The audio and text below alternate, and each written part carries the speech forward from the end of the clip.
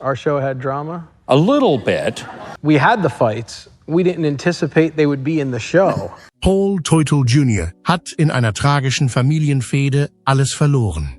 Nachdem er Orange County Choppers zu einem Fernsehimperium gemacht hatte. Sein Vater verlangte von seinem Sohn 1,5 Millionen $. Sein Bruder hatte keine andere Wahl, als sich für eine Seite zu entscheiden. Und Paulus sah die tatsächlichen Kosten ihres bekannten Streits, als er selbst Vater wurde. Die Fans wurden zunächst nur Zeugen der Spannungen und Ausbrüche. Doch jetzt kommt die Wahrheit ans Licht. Und die ist verheerender, als man sich vorstellen kann. Wenn Sie American Chopper von Anfang an verfolgt haben, hinterlassen Sie einen Kommentar mit der Note 1. Oder wenn Sie zum ersten Mal von Paul Jr. zum ersten Mal lesen, hinterlassen Sie bitte einen Kommentar mit der Note 0. Schauen wir uns an, was tatsächlich hinter den Garagentoren passiert ist. Paul Teutul Jr., der Weg zum Erfolg. Mitte der 1980er Jahre waren die meisten Kinder damit beschäftigt, Nintendo zu spielen, Motorrad zu fahren oder Zeichentrickfilme zu sehen. Aber Paul Teutul Jr. hatte eine ganz andere Vorstellung davon, was Zufriedenheit ist. Im Alter von 12 Jahren arbeitete er bereits in den lauten und drückenden Eisenwerken von Orange County. Während andere Kinder sich am Strand vergnügten, brachte Paul älteren Männern, die Stahl schweißten, Werkzeuge und säuberte den Boden der Werkstätten von Metallspänen. Davor besuchte er die Arbeitsstelle seines Vaters und sammelte Metallschrott wie Spielzeug. Er machte Kunst aus dem, was andere als Müll ansehen würden, und arrangierte sie zu kleinen Skulpturen. Alles wurde von dieser ersten Erfahrung geprägt. Pauls ruhige Exzellenz im Alter von 14 Jahren wurde sogar von den erfahreneren Spielern bemerkt. Er erlernte nicht nur neue Fertigkeiten, sondern auch, wie ein Bauunternehmer zu denken.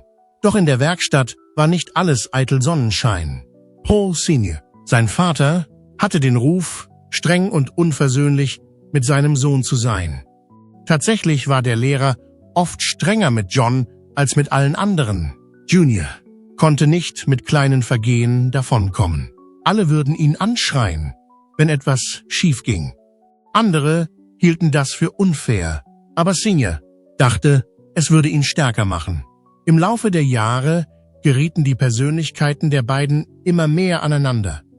Paul Sr. bevorzugte harte Gewalt und konventionelle Methoden. Paul Jr. hatte ein eher künstlerisches Auge und bevorzugte perfekte Details und klare Linien.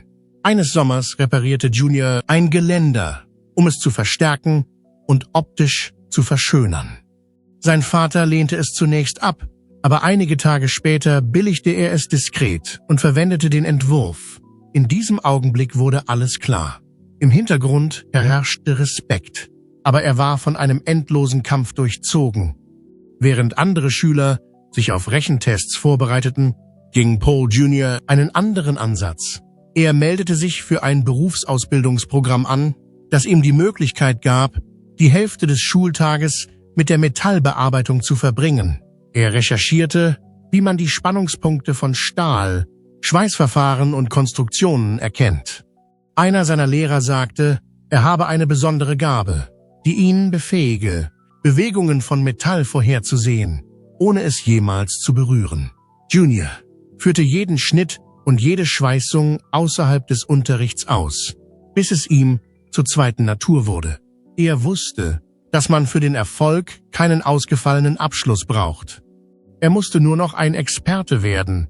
Nach seinem Abschluss kehrte er in die Werkstatt seines Vaters zurück, aber er war nicht mehr der junge Mann, der Böden fegte. Er war ein geschickter Verarbeiter, der seine Ideen in der Sprache der Fachleute formulieren und mit Fakten untermauern konnte. Im Alter von 19 Jahren übernahm Paul Jr. die Leitung des Geländerbereichs von Orange County Iron Works. Das ist kein einfacher Vorgang. Auf diesen Bereich entfiel etwa die Hälfte der Einnahmen des Unternehmens.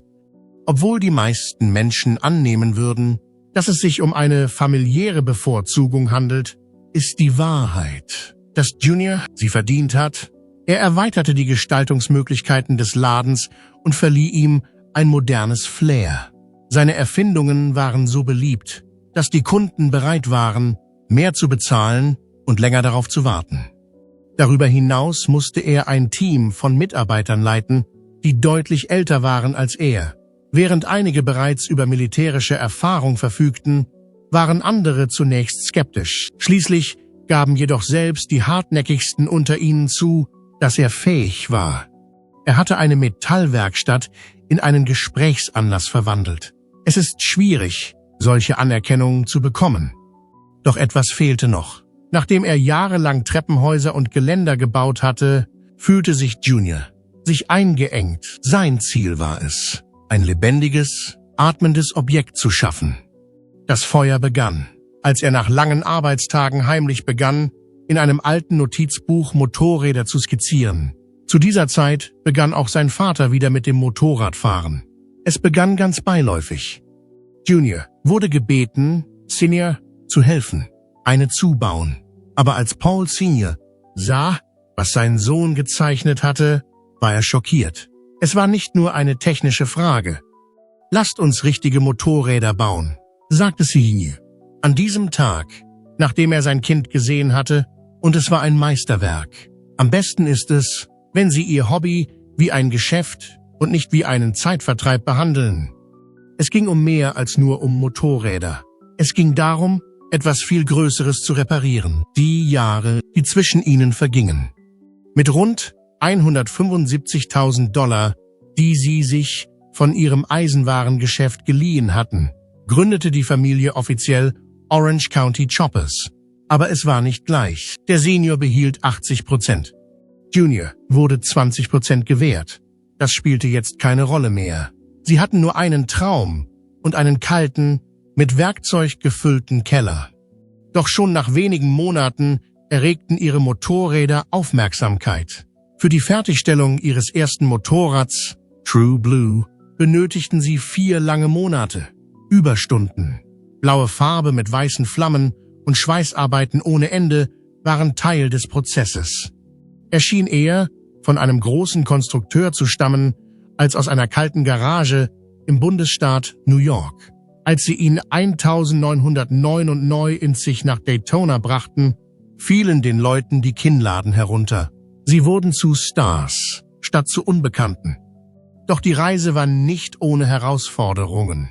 Im Jahr 2000 bauten sie in einer winzigen, eiskalten Werkstatt Motorräder. Werkzeuge gingen kaputt. Die Anbieter verlangten eine Vorauszahlung. Das Geld war bald aufgebraucht. Paul Jr. schlief oft auf einer Couch in der Werkstatt und arbeitete 18 Stunden am Tag, um seinen Zeitplan einzuhalten. Sie kämpften die ganze Zeit.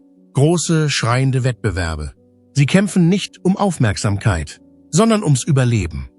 Jedes Motorrad, das sie verkauften, deckte gerade so ihre Ausgaben. Dennoch machten sie weiter. Sie machten weiter. Nicht, weil sie es mussten, sondern weil sie nicht aufhören konnten.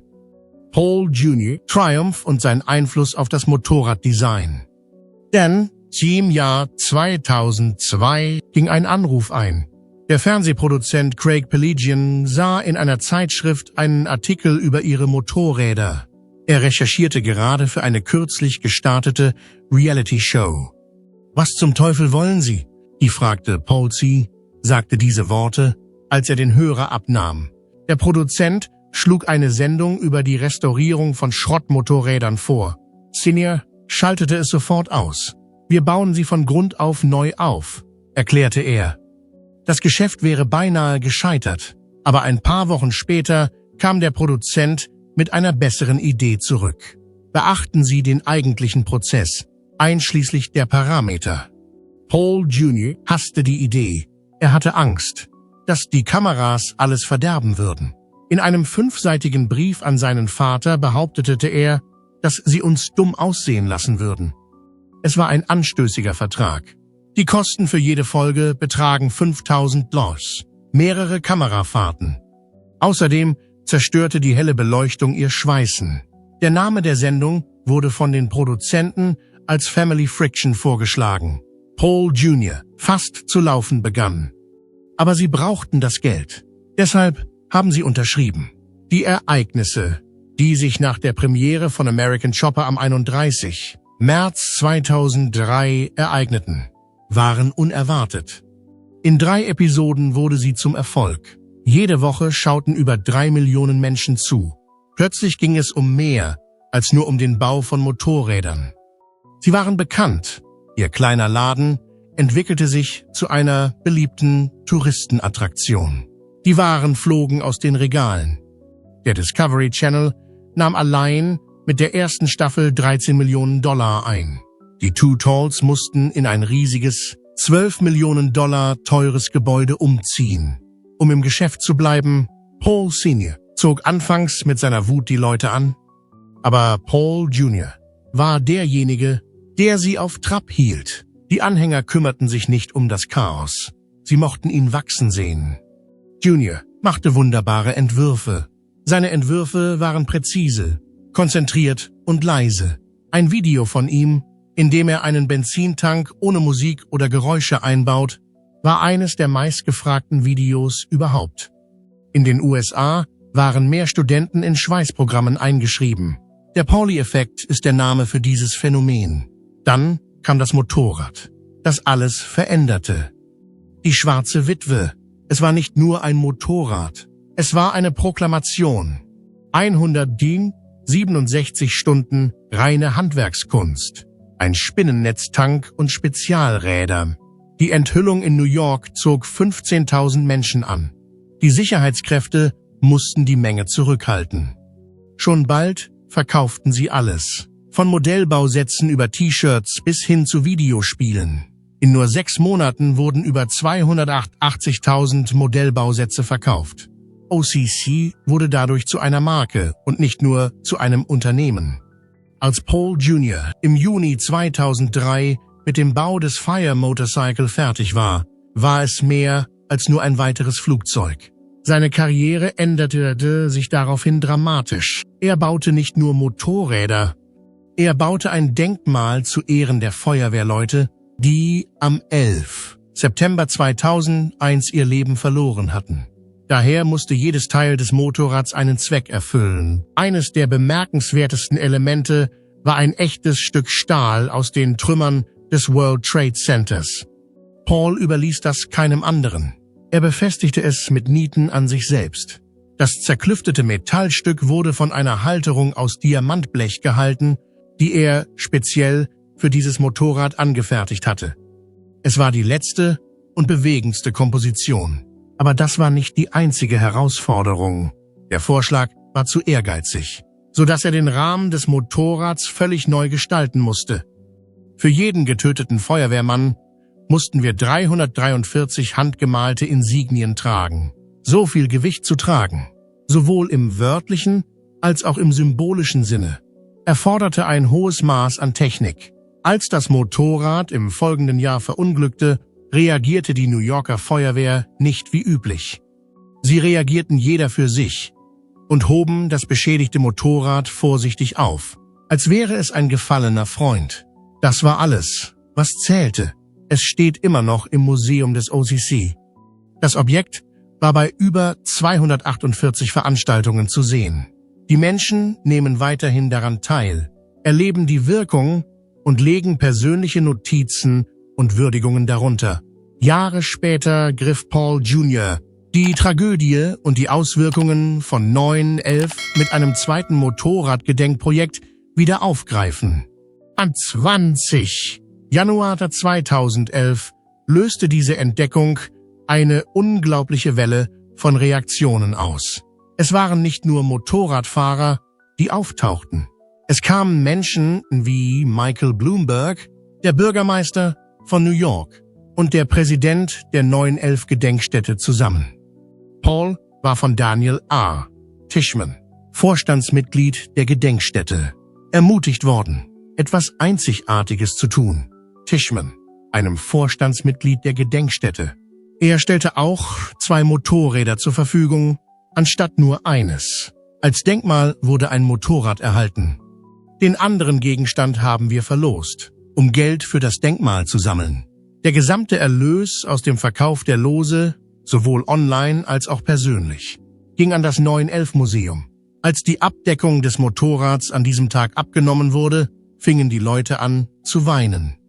Was die Maschine darstellte, hatte eine emotionale Wirkung auf erwachsene Männer, Familien und Besucher. Das Design erzählte eine Geschichte, ohne Worte zu benutzen. Die Huffington Post hat sogar einen ganzen Artikel darüber verfasst, um Menschen zu erreichen, die nicht dabei sein konnten. Aber der glänzende Chrom und die grelle Farbe waren nichts im Vergleich zu seinem technischen Intellekt. Paul Jr. war mehr als nur ein Designer von Motorrädern. Im Jahr 2012 führte er im Stillen eine bahnbrechende Technik in die Motorradbranche ein. Er begann mit der T-Spline-Modellierung, die es einfacher machte, gekrümmte, glatte Formen zu erstellen. Diese Technik verkürzte die Entwicklungszeit von 40 auf 15 Stunden. Und als er mit Autodesk ein Elektromotorrad baute, war dieselbe Strategie unerlässlich. Bald darauf begannen andere Geschäfte, die gleiche Technik zu verwenden, oft ohne zu erwähnen oder zuzugeben, woher sie kam. Pauls Errungenschaft im Jahr 2015 überraschte sogar seine Mitarbeiter. Er entwickelte eine Methode, mit der Motorradrahmen leichter und stabiler wurden. Er veränderte die Art und Weise, wie sie Traditionen schufen, grundlegend. Und er blieb nicht dabei stehen. Er lernte eigenständig, wie man G-Code schreibt, die Programmiersprache, die von CNC-Maschinen verwendet wird. Früher war er allein für die Konstruktion des Motorrads zuständig. Jetzt konnte er auch die Maschinen steuern. Nachdem er vom Künstler zum Maschinisten gewechselt war, verwaltete er die technischen und kreativen Komponenten des Projekts. Paul Toitul Sr. und der Kampf seines Sohnes. Die Spannungen zwischen Paul Toitul Sr. und seinem Sohn nahmen allmählich zu. Es begann 2007 in aller Stille, als Sr. Jr. anbot, eine 20-prozentige Beteiligung an ihrem Unternehmen anbot, wobei er jedoch weiterhin die volle Entscheidungsgewalt hatte. Auf den ersten Blick schien es eine vorteilhafte Vereinbarung zu sein. Der Vater kontrolliert das Geschäft. Der Sohn fügt Stil hinzu. Doch als Junior bekannt wurde und Schlagzeilen machte, begannen sich die Dinge zu ändern. Senior wurde die konventionelle Handwerkskunst nicht mehr gelobt. Sie sprachen über Junior, über seine kreativen Ideen. Das passte dem Mann nicht, der Orange County Helicopters von Grund auf aufgebaut hatte. Der Neid wuchs im Hintergrund. Senior seinen Griff fester. Jedes Mal, wenn Junior zu spät kam oder sich auf eine bestimmte Art und Weise verhielt, brannte die Lunte. Je länger es brannte, desto schwieriger war es, es zu löschen. Bis 2008 hat sich der Laden in ein Schlachtfeld verwandelt. Streitigkeiten zwischen Vätern und Söhnen waren weit verbreitet. Sie waren typisch. Kontrolle war das Hauptthema. Junior wünscht sich die Freiheit zu produzieren. Compliance war das, was Senior wollte. Der Planet kollidierte. Ein kreativer Geist stand in krassem Gegensatz zu einer knallharten Disziplin. Die Kameras von American Chopper haben einiges davon eingefangen. Aber das Schlimmste haben sie verpasst. Als Junior den Raum verließ, wurde Senior noch wütender. Nicht nur hat Junior Jason, ein Designer, beschädigte einmal Senior, während eines seiner Wutausbrüche das Meisterwerk beschädigt. Jeder im Laden scheint misstrauisch zu sein. Die emotionale Zerstörung war selbst für Mikey, den lustigen, friedensstiftenden jüngeren Bruder, zu viel. Er sah gebrochen aus, als ob ihn die jahrelangen Anfeindungen endlich eingeholt hätten. Dann kam der Wendepunkt. Als Junior im September 2008 wieder zu spät kam, hatte Senior genug gehabt. Was ein ruhiges Gespräch hätte sein können, eskalierte schnell zu einem hitzigen Wortwechsel vor dem gesamten Team. Senior war zu frustriert, am Junior zu hören, dass er trotz seiner Verspätung die Arbeit immer zu Ende gebracht habe. Junior wehrte sich. Er bestand darauf, dass das OCC ohne seinen Beitrag nicht überleben würde. Das war der Tropfen, der das Fass zum Überlaufen brachte. Die Gemüter erhitzten sich. In einem Moment der Frustration warf Junior einen Stuhl und einen Mülleimer umgestoßen. Er knallte eine Tür zu und verließ das Büro. Senior folgte ihm nach draußen und traf im Eifer des Gefechts die Entscheidung, ihn zu entlassen. Der Ausbruch an diesem Tag führte nicht nur zu einer Störung am Arbeitsplatz, sondern bedeutete auch das Ende der beruflichen Beziehung, die sie noch hatten. Jahre später wurde daraus ein Meme. Damals wurde es als eine Katastrophe angesehen. Nach der Entlassung herrschte Anarchie. Die Mannschaft wurde aufgeteilt. Andere unterstützten Junior. Andere sagten nichts, aus Angst vor Senior. Sohns. Die Kunden begannen sich zu sorgen. Wird die Anziehungskraft ihrer Motorräder auch nach dem Tod des Designers erhalten bleiben? Auch das Netz geriet in Panik. Junior erhielt eine Abmahnung von TLC, die besagte, dass sein Ausstieg aus der Show ein Verstoß gegen die Vereinbarung sei. So kam er für eine kurze Zeit als Auftragnehmer zurück. Doch es dauerte nicht lange. Im April 2009 verließ er das Unternehmen endgültig. Senior machte einen weiteren Schritt. Er wollte Junior komplett aus dem Unternehmen aussteigen lassen. Also kaufte er dessen 20-prozentige Beteiligung. Als Junior sich weigerte, zu verkaufen, reichte Senior ein Gerichtsverfahren ein. In dem juristischen Labyrinth ging es nicht nur um Geld. Die Frage betrifft die Macht. Senior wollte wieder die volle Verantwortung übernehmen. Er verteidigte sein Recht auf den Kauf von Junior, Aktien für $500.000 zu kaufen.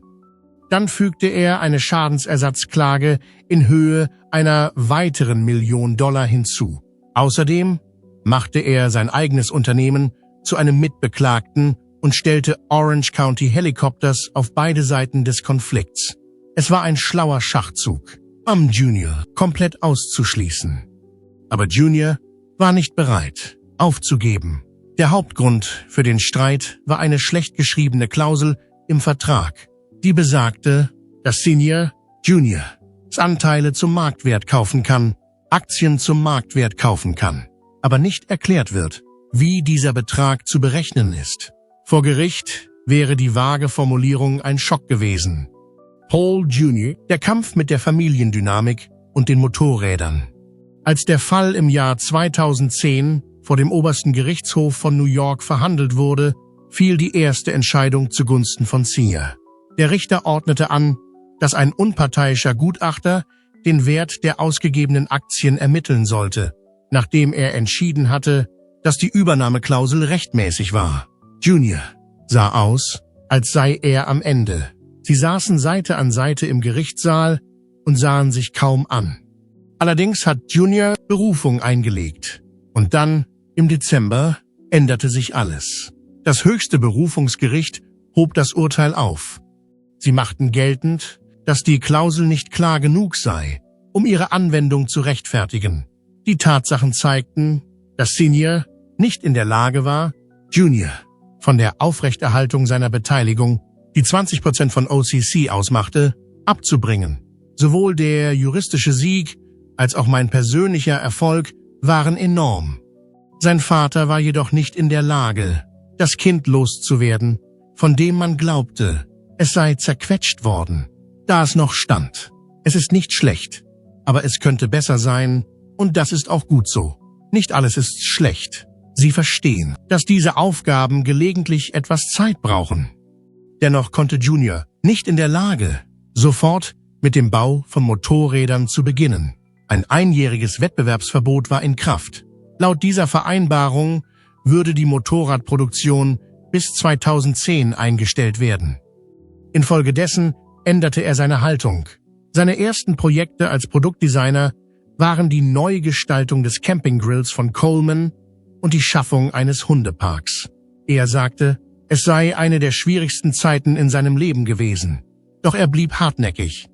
Er und seine Frau eröffneten Hall Jr. direkt gegenüber von OCC Designs, indem sie einen Raum in ihrem Haus in ein Büro umwandelten, einen jungen Mann einstellten, der am Computer arbeitet, und den Raum umbauten. Paul Jr. traf eine Entscheidung, mit der niemand gerechnet hatte, als seine einjährige Wettbewerbsverbotsvereinbarung mit den Orange County Choppers im April 2010 auslief. Dieser Mann eröffnete nicht nur seinen Motorradladen, sondern startete einen regelrechten Aufstand. Die Gründungsmitglieder von OCC, darunter Vinnie DiMartino, Joe Pugliese, Nub Collard und sogar sein Bruder Mikey, kamen nach ihm. Diese Leute folgten ihm aus dem Geschäft. Auch Cody Connolly schloss sich schnell der Bande an. Bei dieser Aktion ging es um mehr als nur um eine Änderung der Geschäftsstrategien. Die Massenabwanderung, die daraufhin stattfand, hat Paul Sr. am Boden zerstört und wütend gemacht. Der Discovery Channel verschwendete keine einzige Sekunde.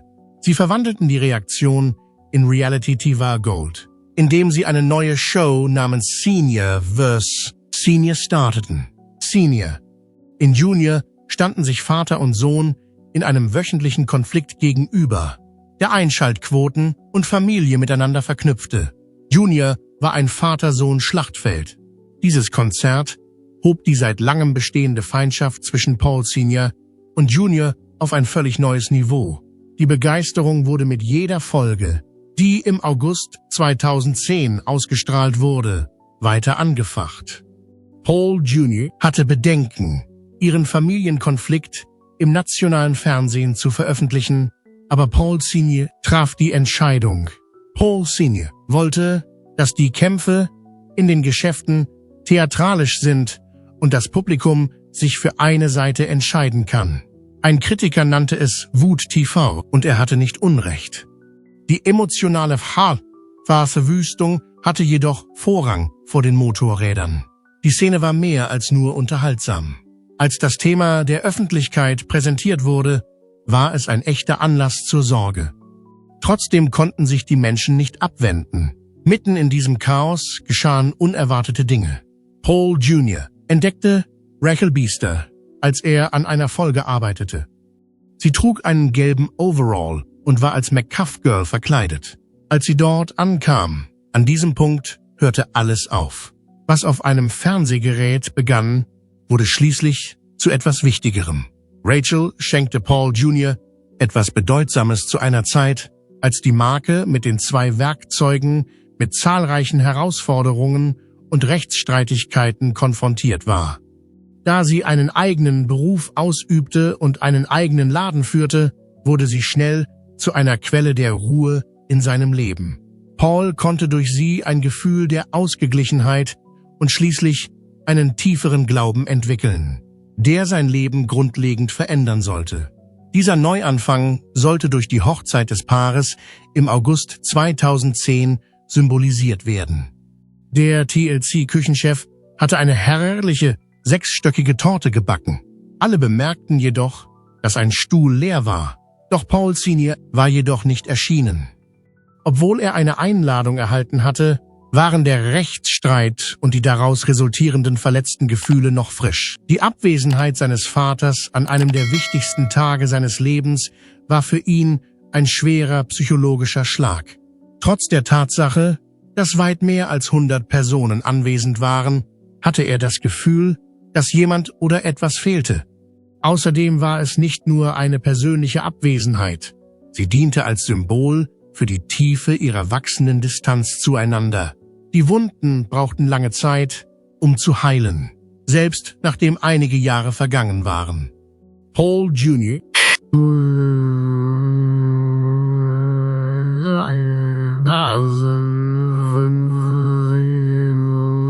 im selben Jahr zum ersten Mal Vater. Nach fast 2-jährigen Versuchen in New York wurden er und Rachel schließlich nach einem langwierigen und schwierigen Verfahren Eltern. Bei einem Kurztrip nach Nashville geschah etwas Seltsames. Nach Aussage von Paul Jr. änderte die Geburt von Hudson seine Einstellung zum Leben im Allgemeinen und seine Wahrnehmung seines Vaters im Besonderen. Als er sein Baby im Arm hielt, wurde ihm plötzlich klar, was er nach all den Jahren des Schweigens und des Wartens im Gerichtssaal verloren hatte. Er verstand endlich, was Elternschaft bedeutet und wie schwer es für seinen Vater war, ihn gehen zu sehen. Während sich das Drama im Gerichtssaal abspielte und die Turbulenzen im Fernsehen übertragen wurden, machte Paul Jr. eine weitgehend unbemerkte Veränderung. Er machte es sich zur Gewohnheit, gründlicher nachzudenken. insbesondere über seine Ansichten. In einem Interview gab er zu, dass er trotz des Zusammenlebens mit Rachel nicht stolz auf seinen derzeitigen Lebensstil sei. Die Situation änderte sich jedoch infolge einer tiefen geistlichen Einkehr. Sie trafen eine wichtige Entscheidung. Intimität gibt es nicht ohne Ehe. Es war eine Herausforderung, aber es hat sich für sie beide gelohnt. Schließlich kam er auf einen Vorschlag. Derselbe Glaube, den Paul Jr. in seiner Kindheit mit sich herumgetragen hatte, beeinflusste sein Leben auch nach der Heirat. Er begann sogar, öffentlich darüber zu sprechen, teilte persönliche Details über seine Erfahrungen mit und half anderen, ihren Weg durch schwierige Situationen zu finden. Nach einiger Zeit fand er den Mut, sich umzudrehen und Kontakt zu der Person aufzunehmen, die er zuvor nicht erreichen konnte. Er muss es für Hudson und für sich selbst tun. Das lag daran, dass er jedes Mal, wenn er sein Kind ansah, die Auswirkungen seines Schweigens sah. Der Heilungsprozess begann an diesem Punkt Gestalt anzunehmen. Die Auseinandersetzungen zwischen Paul Toitou Sr. und seinem Sohn Paul Jr. drehten sich nie nur um Motorräder. Der Wettbewerb zwischen Paul Toitou Sr. und Paul Jr. im Reality-TV. Sie waren nicht nur sehr persönlich, sondern auch sehr emotional. Was als Familienunternehmen begann, entwickelte sich zu einer der intensivsten Rivalitäten, die im Reality-TV zu sehen waren. Ihre größte Konfrontation fand 2011 statt und wurde für die ganze Welt übertragen. Es sollte eine Art Wiedervereinigung werden, ein öffentlichkeitswirksamer Auftakt, der zeigen sollte, wie weit sie gekommen waren. Stattdessen wurde deutlich, wie unterschiedlich sie geworden waren. Senior blieb seinen Wurzeln treu und behielt seinen aggressiven Stil der alten Schule bei, mit viel Kraft und Intensität. Sein Motorrad war kühn, fast schon einschüchternd und spiegelte die gleiche harte Energie wider, die er bei jeder Konstruktion an den Tag legte. Es war ein klassisches OCC-Laut, scharfkantig und unnachgiebig hart. Junior stellte dagegen etwas ganz anderes vor. Sein Design, das vom legendären Kampfflugzeug P-51 Mustang inspiriert war, war eine elegante Verschmelzung von Kunst und Technik. Glatte Linien, akribische Details und subtile Anspielungen auf die Luftfahrtgeschichte verliehen dem Motorrad eine Seele. Es war nicht nur eine Maschine, sondern eine Geschichte auf zwei Rädern. Dieses Motorrad erzählte nicht nur eine Geschichte, sondern vermittelte auch eine Botschaft. Es stand außer Frage, dass Junior nicht nur Geräte, sondern auch Aussagen bauen wollte. Mit der Zeit setzte sich diese Praxis fort. Zwischen 2010 und 2016 nahmen sie an mehreren Veranstaltungen teil. Aber Paul Jr. gewann 5 der 7 Veranstaltungen und bewies damit, dass er mehr war als nur ein junger Mann, der für seinen Vater arbeitete. Alleine war er eine starke Kraft. Und nachdem er Orange County Choppers 2009 verlassen hatte, tat Jr. mehr als nur ein Unternehmen zu gründen, er baute ein Imperium auf. Die meisten Leute dachten, dass er wegen eines einjährigen Wettbewerbsverbots schließlich verschwinden würde. Stattdessen arbeitete er mit Coleman zusammen, um einen Grill zu bauen, und diese veränderte Herangehensweise half ihm, die Lebensfähigkeit seines Unternehmens trotz des schwierigen wirtschaftlichen Umfelds zu erhalten. Daraus ergaben sich zahlreiche Transaktionen. Er begann mit der Entwicklung von Hundespielzeug und sogar mit dem Bau eines öffentlichen Hundeparks und begann mit dem Verkauf von Waren. Bis 2012 hatte seine Marke die seines Vaters übertroffen. Er arbeitete mit internationalen Giganten wie Blizzard und Paramount zusammen. Sein Bekleidungsunternehmen machte mehr Geld und seine Motorräder wurden in großen Werbekampagnen eingesetzt. Heute baut er nicht nur Motorräder, sondern entwirft auch für einige der größten Namen der Unterhaltungsbranche und verdient damit ein beträchtliches Einkommen. Selbst die kältesten Rivalitäten können sich im Laufe der Zeit erwärmen. Der Tod von Helen Tuttle, der Mutter von Paul Sr. und der Großmutter von Paul Jr., war einer der unzensiertesten Momente, die die Sendung je eingefangen hat. Dieser Vorfall ereignete sich im Dezember 2011. Junior griff zum Telefon und rief die Nummer seines Vaters an. Das letzte Mal, dass sie miteinander gesprochen hatten, war fast 2 Jahre her. Es gab kaum ein Gespräch. Nur ein paar kurze Worte wurden gesprochen. Du warst ihr sehr ans Herz gewachsen. Mein aufrichtiges Beileid für ihren Verlust. Aber Senior fiel es schwer, ihre Gefühle in Worte zu fassen. Wenn man genau hinhörte, konnte man eine Veränderung in seinem Sprachton feststellen. Ich wünschte, es wäre persönlich gewesen, sagte er. Die Wut entsprang einem Gefühl des Verlustes.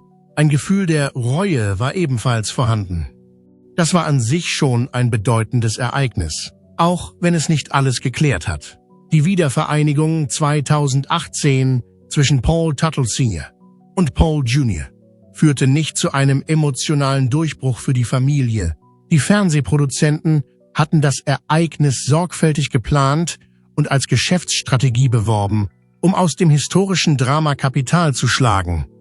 Die beiden hatten fast 1 Jahrzehnt lang kein einziges Wort miteinander gesprochen. Es herrschte tiefes Schweigen aufgrund der hässlichen Trennung, die 2009 zwischen ihnen stattfand und die damit endete, dass Senior seinen Sohn bei Orange County Helicopters entließ. Daher hatte die Idee des Discovery Channel, die beiden wieder zusammenzubringen, nichts mit Heilung zu tun. Es ging eher darum, ein beschädigtes Motorrad zu reparieren, als eine zerrüttete Familie zu kitten. Sie entschieden sich für den Hubschrauber, den sie 2005 mit einem Yankees-Motiv gebaut hatten. Sie boten ihn zum Verkauf an, rissen ihn aber später aus unklaren Gründen ab. Aus versicherungstechnischen Gründen wurde sogar angedeutet, dass es beschädigt worden sein könnte. Die Katastrophe bot dem Netzwerk den idealen Vorwand, sich wieder zusammenzutun. Die Spannung im Hintergrund war groß. Sie führten genau festgelegte Drehpläne ein, setzten strenge Regeln durch und entwarfen Notfallpläne, um unkontrollierbare Situationen zu vermeiden. Sie waren ein bisschen älter und ein bisschen weiser, sagte Senior, sagte er, um die Fassung zu bewahren. Jedem war jedoch klar, dass dieses Wiedersehen nicht mit einer herzlichen Umarmung gefeiert werden würde.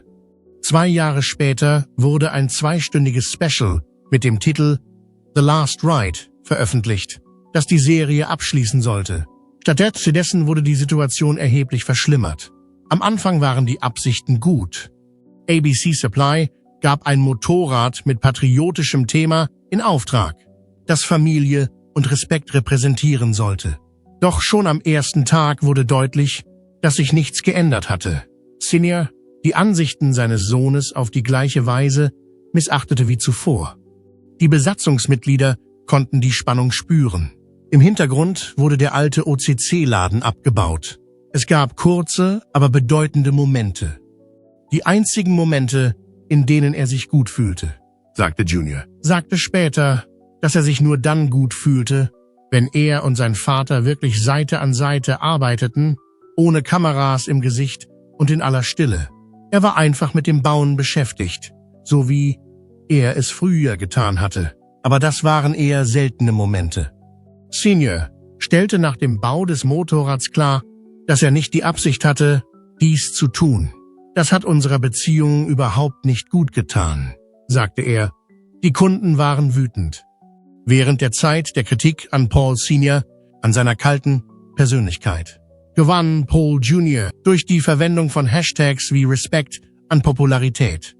Trotz der Werbung sind die beiden noch lange nicht am Ende. Selbst jetzt, im Jahr 2012, sind ihre Lebensstile völlig unterschiedlich.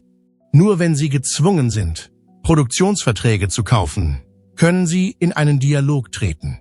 Sie haben zusammengearbeitet, um zwischen 2018 und 2023 einige Motorräder zu bauen. Andere, die die Show gesehen haben, behaupten jedoch, dass es nur für die Kameras war.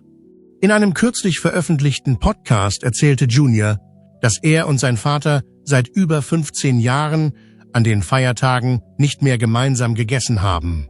Nicht einmal nach der Geburt seines Kindes, bis zu diesem Tag. Ihre Firmen sind damit entzweit.